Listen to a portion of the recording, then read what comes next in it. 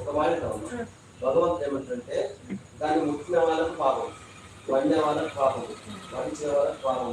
తిన్న వాళ్ళకు పాపం, తీసేసిన వాళ్ళకి పాపం, కడిగిన వాళ్ళకి పాపం ఉంటుంది. దాన్ని తీసుకొచ్చిన వాడికి, చెప్పిన వాడికి,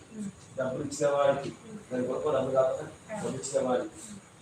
కోసిన వాడికి, కొట్టిన వాడికి, ఎత్తిన వాడికి, జోకిన వాడికి, చూసినాడు జోకిన వాడికి, తీసుకుపోతున్న వాడికి, తీసుకుపోతున్న వాడికి, ఇంటికి పోయిన శుభ్రం చేసిన వాడికి, శుభ్రం చేస్తున్నా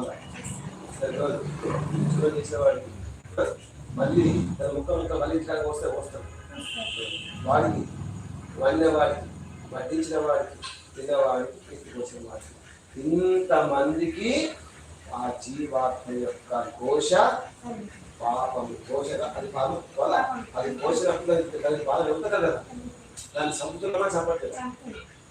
ఒకటి లేక దాన్ని సంపుతున్నమా చంపట్లేదు.